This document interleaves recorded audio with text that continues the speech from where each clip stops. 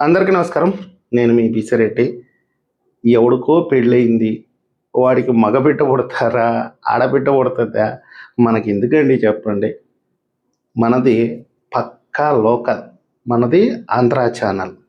ఆంధ్ర విషయాల మీదే దృష్టి పెడతాం కానీ మన బార్డర్కి అవతలుండే నల్గొండలో ఏం జరుగుతుందో మనకు అనవసరం. రాయవేలూరులో ఏం జరుగుతుందో మనకు అనవసరం. అటుపక్క విశాఖపట్నం దాటితే ఒరిస్సాలో ఏం జరుగుతుందో కూడా మనకి అనవసరం. ఎందుకు చెప్తున్నానంటే ఈరోజు మన ఆంధ్రప్రదేశ్లో అనిశ్చిత వాతావరణం ఉంది. 2014లో ఒక బిడ్డ పుడితే ఆ బిడ్డని కొంతమంది పీక నొక్కి చంపేయాలని చూస్తున్నారు. కొంతమంది ఆ బిడ్డని పెంచి పోషించి పెద్ద చేయాలని కొంతమంది ప్రయత్నిస్తున్నారు. వీటి రెండిటి మధ్య ఆంధ్రప్రదేశ్ ప్రజలు నలిగిపోతున్నారంతే.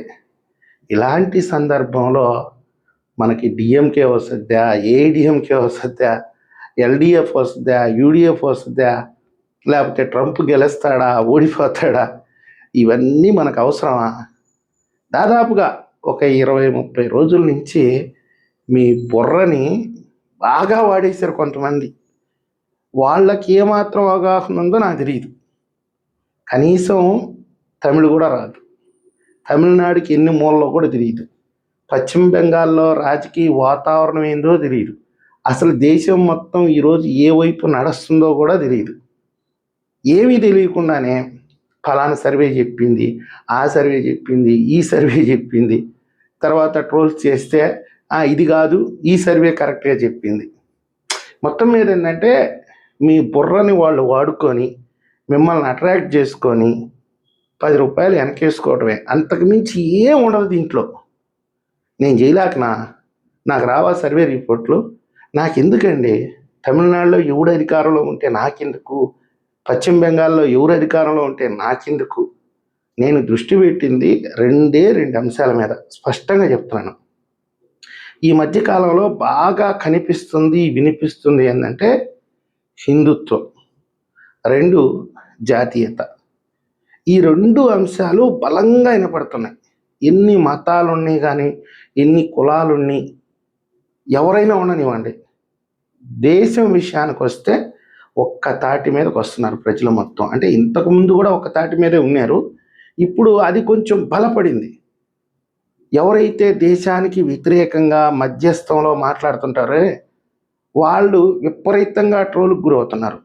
సో దీని మీద నేను దృష్టి పెట్టా. అంటే ఈ ఫలితాలను బట్టి దేశ ప్రజల ఆలోచన విధానం ఏ విధంగా ఉంది. ఇంకా 2 అంశం హిందుత్వం. ఈరోజు బలమైనటువంటి హిందూ ఏకీకరణ జరుగుతుంది. హిందువులు ఈ రాజ్యాధికారాన్ని హస్తగతం చేసుకోవాలి ఖచ్చితంగానండి. అంటే నేను ఓపెన్గా మాట్లాడుతున్నాను.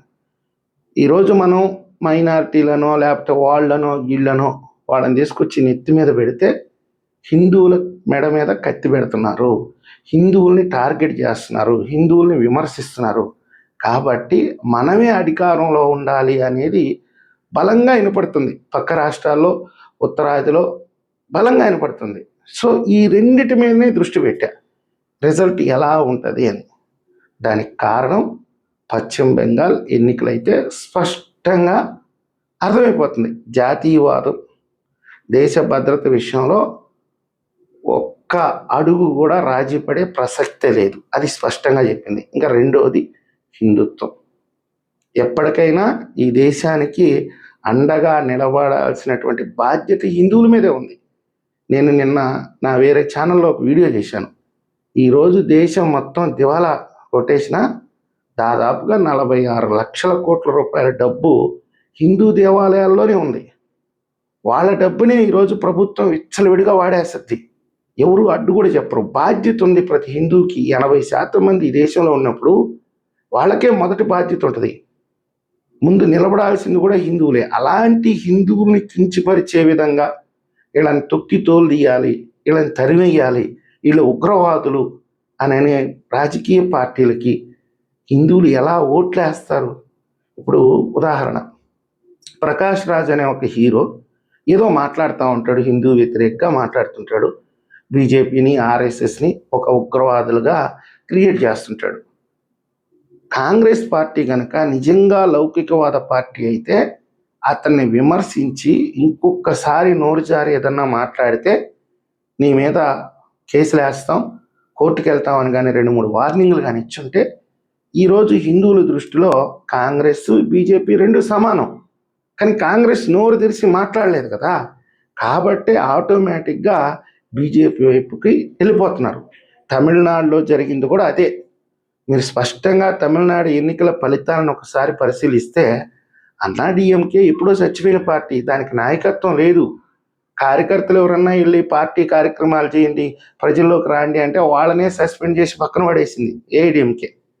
మరి బీజేపీ దాంతో ఎందుకు పొత్తు పెట్టుకుందో మనకైతే తెలియదు. దాదాపుగా ఈరోజు ఒక 55-60 స్థానాల దాకా వెళ్తున్నారంటే, నేను ఇప్పుడు ఫలితాలు చూస్తే ఒక 55 దాటి ఉన్నాయి, డిక్లేర్ అయింది.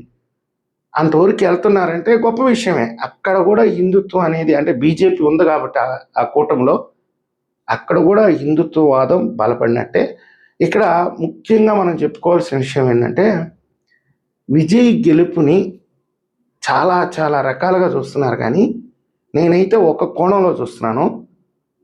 ఈ వ్యతిరేక ఓటు మొత్తం, అంటే అన్నా డిఎంకేని వ్యతిరేకించేవాళ్ళు, డిఎంకేని వ్యతిరేకించేవాళ్ళు, బీజేపీని వ్యతిరేకించేవాళ్ళు, వీళ్ళందరూ వెళ్ళి ఈయన వైపు నిలబడ్డా కానీ ప్రతిపక్షం కంటే దాట్ల ఆయన స్థానాలు. ఇప్పుడు దాదాపుగా డిఎంకే ఏఐడిఎంకే కలుపుకొని 120 స్థానాలు ఉంటే ఈయన 110 ఉన్నట్టున్నాయి. భవిష్యత్ అనేది ఎలా ఉంటుందో ఒక్కసారి మీరు ఊహించుకోండి. అక్కడ సీనియర్ పొలిటీషియన్స్ ఇతను చాలా జాగ్రత్తగా ముందుకెళ్ళాలి. ఏ మాత్రం అటు ఇటు అడుగేసినా చాలా ఇబ్బందికరమైనటువంటి పరిస్థితులను అయితే ఎదుర్కోవాల్సి వస్తుంది విజయ్ గారు. ఇందులో ఏ మాత్రం సందేహం లేదు. దాదాపుగా 6 దశాబ్దాల పాటు రాజకీయం చేసినటువంటి రాజకీయ పార్టీలు ఒకవైపు, ఇతని కంటే ఎక్కువ స్థానాల్లో ఉన్నారు వాళ్ళు. 120 స్థానాలు వస్తున్నాయి వాళ్ళకి, ఇతనికి ఒక 110 వస్తున్నాయి. అంటే పరిపాలన ఎలా చేయాలో, ఎలా ఆయన రాజకీయ పార్టీని నడపాలనేది కత్తి మీద సాము. నిజంగా కూడా వన్ సైడ్ అధికారాన్ని ఏమి ఇవ్వలేదు విజయ్ గారికి. ఇక్కడ రెండు పార్టీలు కూడా బలంగా అసెంబ్లీలో కూర్చుంటాయి. ప్రతిదీ కూడా ఆయన ఒళ్ళు దగ్గర పెట్టుకొని అడుగులు వేయాల్సిందే. ఈ 3 అంశాలకు సంబంధించి నాకైతే ఒక క్లారిటీ వచ్చింది. దేశంలో జాతీయ భావం బలపడుతుంది, హిందూ భావన బలపడుతుంది, హిందూ ఏకీకరణ ముఖ్యంగా. అంటే ఇంతకుముందు ఏం చేసేవాళ్ళు, అగ్రకులాల వాళ్ళకి మాత్రమే హిందువునని చెప్పుకునేదానికి ఉంది, అణగారిన కులాలు మాత్రం హిందువుగా చెప్పుకోకూడదు అనేటటువంటి పరిస్థితి నుంచి ఇప్పుడు ప్రతి ఒక్కరూ హిందువులే, మనమంతా ఒకటైతేనే ఈ దేశాన్ని కాపాడుకోగలం అనే భావన అయితే ఖచ్చితంగా వచ్చింది, స్పష్టంగా తెలుస్తుంది. ఆ 2 విషయాల మీద మాత్రమే నేను అధ్యయనం చేశాను. నేను అంటే ఇది వసద్దని కూడా ఊహించలే, కాకపోతే ఆ విధంగా వచ్చినాయి ఫలితాలు. ఇంతకంటే ఈ ఫలితాల మీద మనం మాట్లాడే విషయమే లేదు. తమిళనాడులో ఎవరు వచ్చినా మనకు ఒరిగేది లేదు, కేరళలో ఎవరు అధికారంలో ఉన్నా మనకు ఒరిగేది లేదు, మన పక్కనుండే తెలంగాణలో ఎవరు అధికారంలోకి వచ్చినా మనకేం నిత్య కిరీటాలు రావు, మన కష్టం మనం పడాల్సిందే. ఈరోజు యావత్ ఆంధ్రప్రదేశ్ ప్రజలు మొత్తం కూడా ఏకతాటి మీదకి వచ్చి ఎవరైతే రాష్ట్ర ప్రయోజనాలకి కట్టుబడి పనిచేస్తారో వాళ్ళకు అండగా నిలబడాలని నేను మిమ్మల్ని కోరుకుంటున్నాను. ఈ వీడియో మీకు నచ్చినట్లయితే లైక్ చేయండి, సబ్స్క్రైబ్ చేయండి. ధన్యవాదాలు.